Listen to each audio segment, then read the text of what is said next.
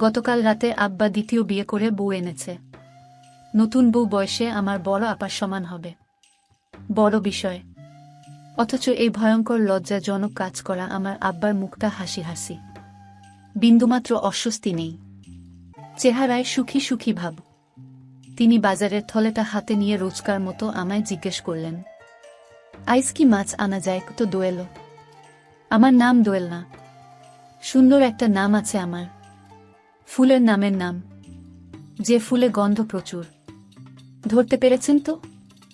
হ্যাঁ, জুই আমার নাম, কিন্তু বাবা আদর করে দোয়েল বলে ডাকেন।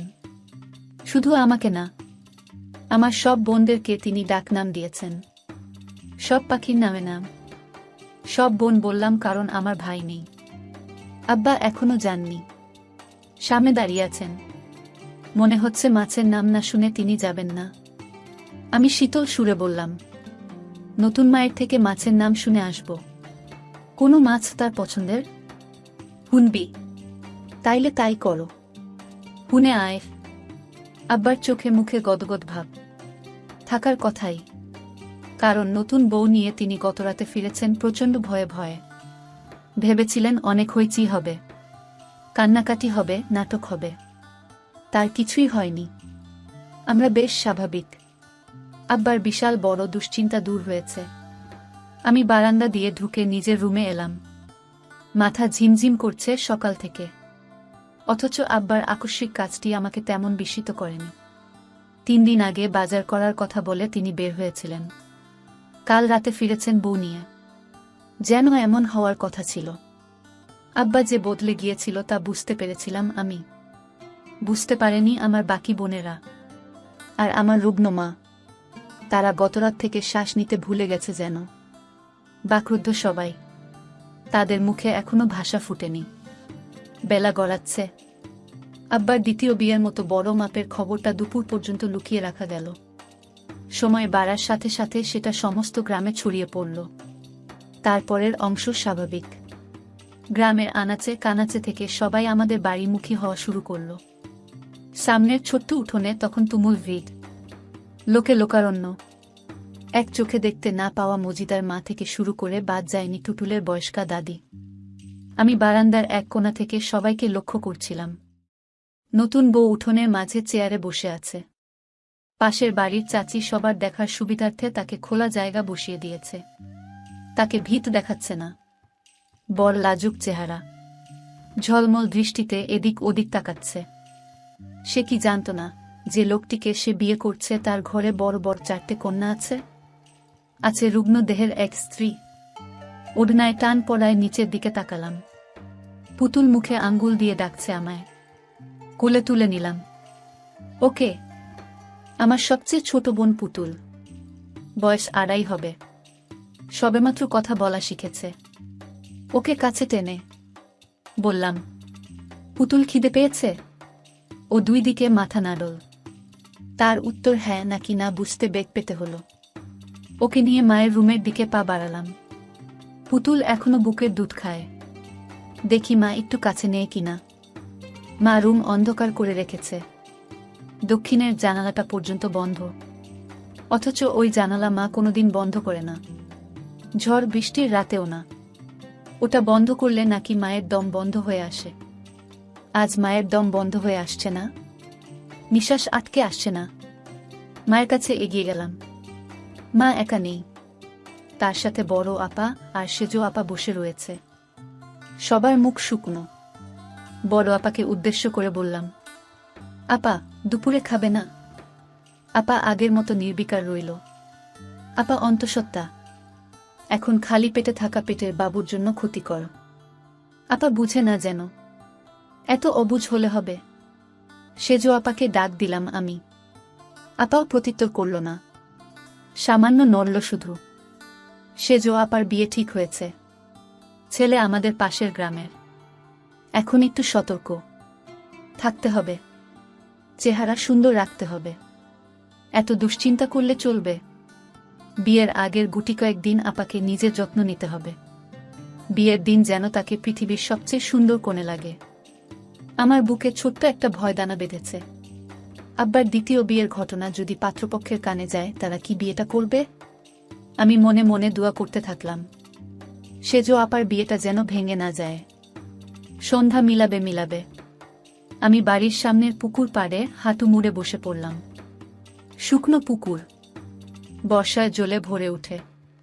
বর্ষা চলে যাওয়ার কয়েক মাসের মধ্যে শুকিয়ে মাটি বের হয়ে যায়। পানিশূন্য পুকুর আমার ভালো লাগে না। এবারে বর্ষা আসতে এত দেরি করছে কেন? সময় গড়াচ্ছে, পাখিরা নিডে ফিরছে, চারিদিকে ঝি ঝি পোকার ডাক বেড়ে চলেছে। পুকুর পাড়ে বসে থাকা অবস্থায় চারপাশে অন্ধকার ঘনিয়ে এলো। আজ অন্ধকার এত ঘন কেন? আমার মন খারাপের তীব্রতা টের পেয়েছে বুঝি। উঠোন থেকে পুতুলের কান্নার আওয়াজ ভেসে আসছে। দ্রুত উঠে দাঁড়িয়ে পড়লাম। পুকুর পাড় ছাড়ার আগ মুহূর্তে পূব দিকের বাড়িটিতে তাকালাম। সারা বাড়ি জুড়ে জ্বলে সাদা আলো জ্বলছে। আমার এপাশে এত অন্ধকার। ও বাড়িতে থাকা নিষ্ঠুর মানুষটি কি টের পাচ্ছে এ অন্ধকার? সারা বাড়ি অন্ধকারে নিমজ্জিত।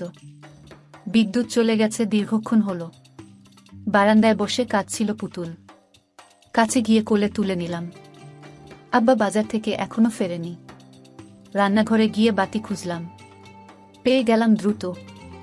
দেশলাই ঠুকে জ্বালিয়ে দিলাম, কিন্তু সলতে নিভু নিভু হয়ে গেল দ্রুত।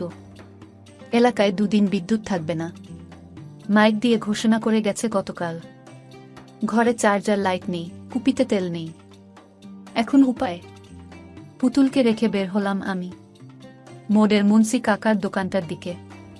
এক হাতে ছোট্ট এক প্লাস্টিকের বোতল, আরেক হাতে ময়লাযুক্ত টাকার নোট নিয়ে। হাতে 20 টাকা।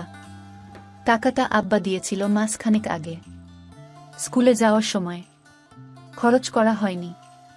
মাথায় লম্বা করে ওড়না টেনে এগিয়ে চলেছি আমি। পরিচিত কারো নজরে না পড়ি যেন, বিশেষ করে ওই কানিক্ষত মানুষটার সামনে তো আরও নয়। জুই। এদিক ওদিক তাকিয়ে হাঁটছিলাম দ্রুত পায়ে। আচমকা এক পুরুষ অবজব পথ আগলে দাঁড়াল। কণ্ঠস্বর কানে যেতে নিঃশ্বাস আটকে এলো আমার। রাফি ভাই। এড়িয়ে চলে যেতে ফের ডাক দিল, জুই কোথায় যাস?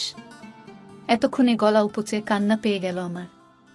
এই একটা মানুষের সামনে পড়তে চাচ্ছিলাম না, তবুও কেন এই মানুষটার সাথে দেখা হতে হবে?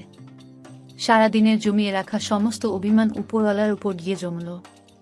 আমি ব্যথা লুকিয়ে বললাম, মোড়ের দোকানে রাফি ভাই। চারিদিক অন্ধকার হয়ে গেছে। এখন দোকানে কেন যাবি?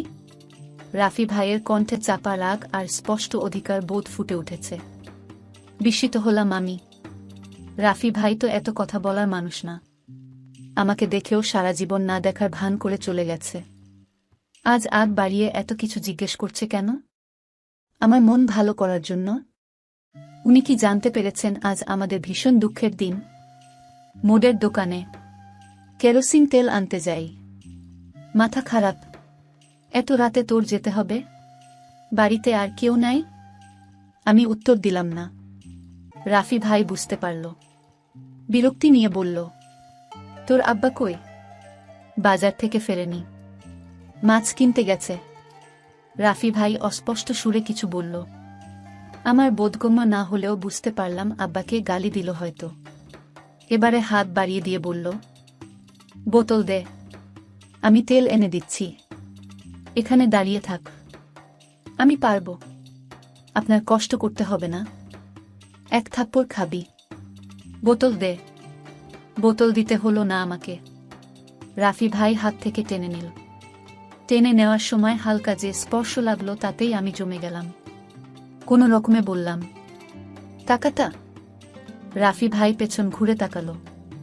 দ্বিধান্বিত কয়েক মুহূর্ত অতিক্রম হল। পরক্ষণে বাড়িয়ে রাখা হাত থেকে টাকাটা নিয়ে মোড়ের দিকে হাঁটা ধরল। আমি পাথরের মতো সেখানে নিশ্চুপ দাঁড়িয়ে রইলাম। রাফি ভাই আমার প্রথম প্রেম, আমার প্রথম অনুভূতি, আমার প্রথম আবেগ। জ্ঞান হওয়ার পর থেকে আমার সমস্ত অস্তিত্ব জুড়ে শুধু এই মানুষটার বসবাস। তাকে নিয়ে আমার শোয়ে শোয়ে জল্পনা কল্পনা। এই মানুষটাকে ভেবে আমার সকাল, দুপুর, সন্ধে হয়। এই মানুষটাকে বুকে নিয়ে আমি ঘুমাতে যাই। ঘুম ভাঙতে সর্বপ্রথম এই মানুষটার কথা মনে পড়ে। অথচ রাফি ভাই তার কিচ্ছু জানে না। কিচ্ছু বোঝে না। সে আমার বড়জোর 3 কি 4 বছরের বড়। কলেজে পড়ে।